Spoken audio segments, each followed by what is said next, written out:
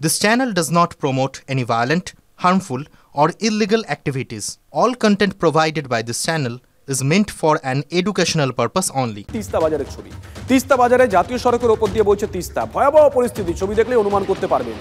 সিকিম আর উত্তরবঙ্গের পরিস্থিতি আরও অবনতি হয়েছে। বিপর্যস্ত স্বাভাবিক জনজীবন, পরিস্থিতি আরও খারাপ হতে পারে এমনটাই আশঙ্কায় ভুগছেন স্থানীয় বাসিন্দারা।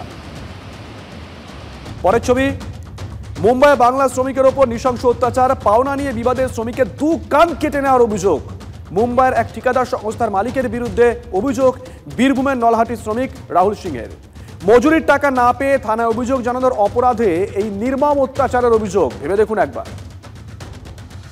পরের ছবি, রাস্তায় বৃষ্টির জমা জলে সাঁতার কেটে প্রতিবাদ বিজেপির প্রাক্তন জেলা সভাপতি বিশ্বজিৎ লাহিড়ীর। রাতভর বৃষ্টিতে রায়গঞ্জ শহরে বিভিন্ন এলাকা জলমগ্ন, সেখানেই রাস্তায় জমা জলে সাঁতার কাটেন এই বিজেপি নেতা। তার দাবি, মাস্টার প্ল্যান না থাকায় জল যন্ত্রণায় ভুগতে হচ্ছে সাধারণ মানুষকে। পরের ছবি, হু হু করে পাহাড়ি পথে নামছে জল, বহু এলাকায় ধস দেখা দিয়েছে, বসে যাচ্ছে এলাকা। বৃষ্টিতে বিপর্যস্ত উত্তরবঙ্গ, শুরুতে যে কথা বলছিলাম। 10 নম্বর জাতীয় সড়কে ধসের পর এবার সেতু বসে গিয়ে রাস্তা বন্ধ। রাস্তা বন্ধ থাকায় ভোগান্তি পর্যটকদের। মেরামতির কাজের জন্য আগামী 15 আগস্ট পর্যন্ত জাতীয় সড়ক বন্ধ থাকবে।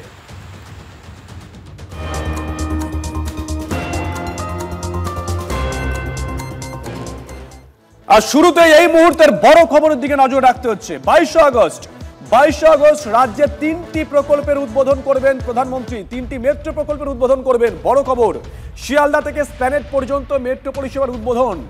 ইস্ট ওয়েস্ট মেট্রোর সম্পূর্ণ পরিষেবা চালু হতে চলেছে। বড় খবর নিঃসন্দেহে।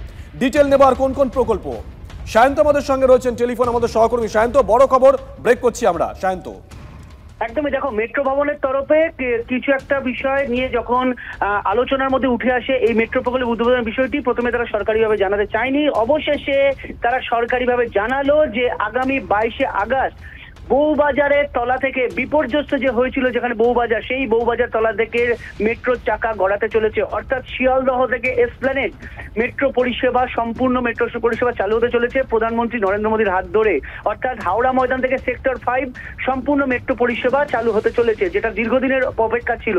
একই সঙ্গে রুবি অর্থাৎ হেমন্ত মুখোপাধ্যায় মেট্রো স্টেশন থেকে বেলেঘাটা পর্যন্ত সম্প্রসারিত যে অংশটি হয়েছিল তারও উদ্বোধন হতে চলেছে প্রধানমন্ত্রীর হাত ধরে।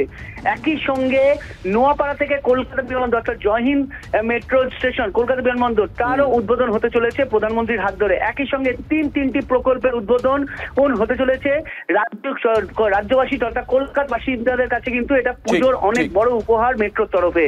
শুভজিৎ, ধন্যবাদ সায়ন্ত। এক কথা বলাই যায় যে আরো গতি আসতে চলেছে আমজনতার জীবনে।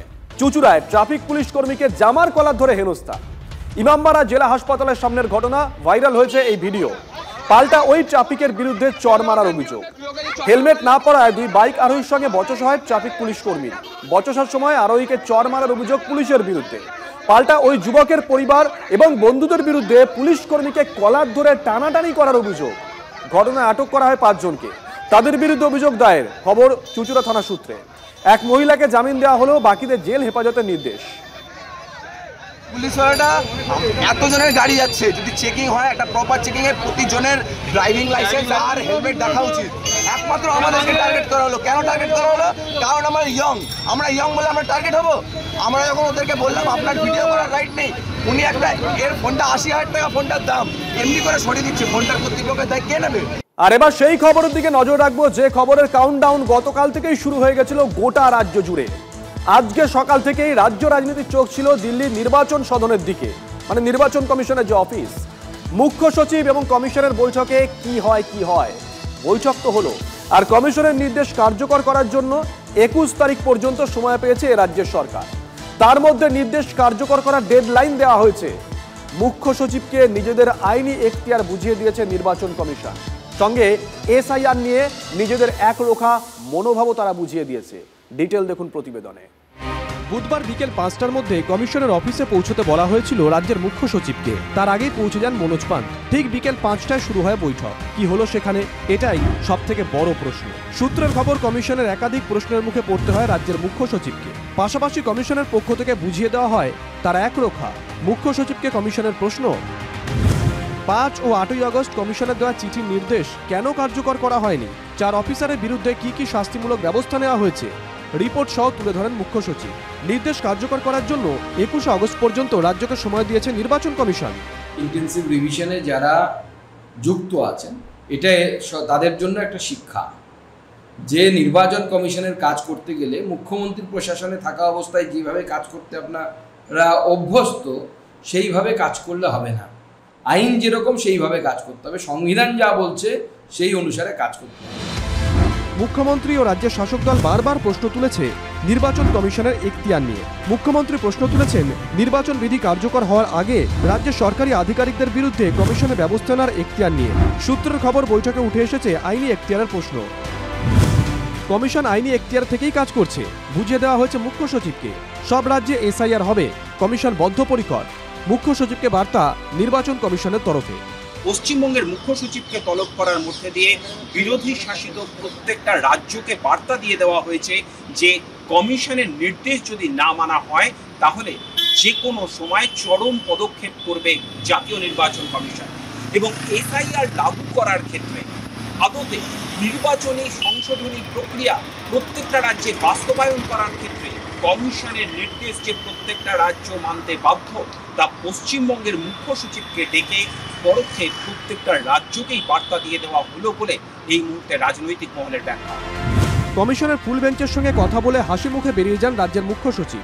এই বৈঠক নিয়ে এবার বিস্তারিত আলোচনা হবে। তারপর কোন খাতে বইবে বঙ্গ রাজনীতি, কারণ বৈঠক থেকে স্পষ্ট কমিশন অনড়। এমন অবস্থায় সুপ্রিম কোর্টেও নির্বাচন কমিশন অনেকটাই সুবিধাজনক জায়গায়। বিহারে এসআইআর মামলায় সর্বোচ্চ আদালতের পর্যবেক্ষণ। কমিশন যে নথি চাইছে তা ভোটার বান্ধব। 11টির মধ্যে একটি নথি চাওয়াতে আপত্তি কোথায়? প্রশ্ন সর্বোচ্চ আদালতের। জ্যোতির্ময় কর্মকারের রিপোর্ট, TV9 বাংলা। দেখুন, মোটামুটি এটা পরিষ্কার যে এটা প্রাক নির্বাচনে একটা ইস্যু হয়ে গেছে। নির্বাচনী ইস্যু কি হবে সেটা তো নির্বাচন ঘোষণা হওয়ার পর তারপর জানা যাবে। এরই মধ্যে শুভেন্দু অধিকারী একটা ঘোষণা করে দিয়েছেন, ভোটে জিতে এলে সংগ্রামী ভাতা দেবে বিজেপি, ঘোষণা করেছেন শুভেন্দু অধিকারী। এদিন কাছড়াপাড়ায় কন্যা সুরক্ষা যাত্রায় উপস্থিত ছিলেন শুভেন্দু অধিকারী। পদযাত্রা শেষে মঞ্চ থেকে শুভেন্দুর ঘোষণা, বিগত দিনে যারা তৃণমূলের হাতে অত্যাচারিত হয়েছেন, জেল খেটেছেন, আগামী দিনে বিজেপি সরকার গঠন করলে সেই সব বিজেপি কর্মীদের সংগ্রামী ভাতা দেবে বিজেপি। তার আরো ঘোষণা, ব্যারাকপুরে রাজনৈতিক কারণে খুন হওয়া বিজেপি কর্মীদের পরিবারের অর্থনৈতিক দায়িত্ব নেবে বিজেপি। মমতার হাতে অত্যাচারিত জেল খাটা প্রত্যেকটি রাষ্ট্রবাদী দেশপ্রেমী ভারতীয় জনতা পার্টি কর্মীদেরকেও আমরা সংগ্রামী ভাতা দেব মাসে ৫,০০০ টাকা করে।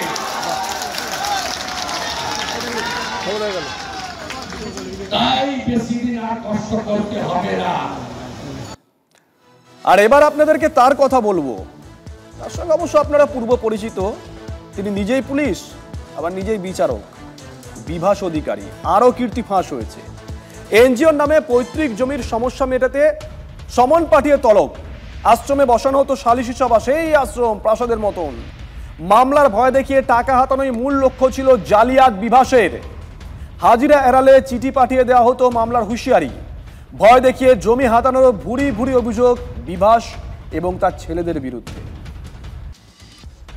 স্বাধীনতা দিবসে রেড রোড চত্বরে করা নজরদারি। রেড রোডকে 13টি জোনে ভাগ করা হয়েছে। রেড রোড চত্বরে সকাল থেকেই মোতায়েন থাকবে বিশাল পুলিশ বাহিনী। থাকবেন যুগ্ম কমিশনার পদমর্যাদার আধিকারিক সহ একাধিক পদস্থ অফিসার। প্রতি সেক্টরের দায়িত্বে থাকবেন আইপিএস ও একজন করে ইন্সপেক্টর পদমর্যাদার আধিকারিক। রেড রোড সহ সংলগ্ন এলাকায় থাকবে পুলিশ বুথ। 14 তারিখ রাত থেকেই শহরে গুরুত্বপূর্ণ রাস্তায় চলবে নাকা চেকিং। বাড়তি নজরদারি থাকবে মেট্রো স্টেশনগুলোতে। রেড রোড সহ সংলগ্ন এলাকায় থাকবে 9টি পিসিআর ভ্যান।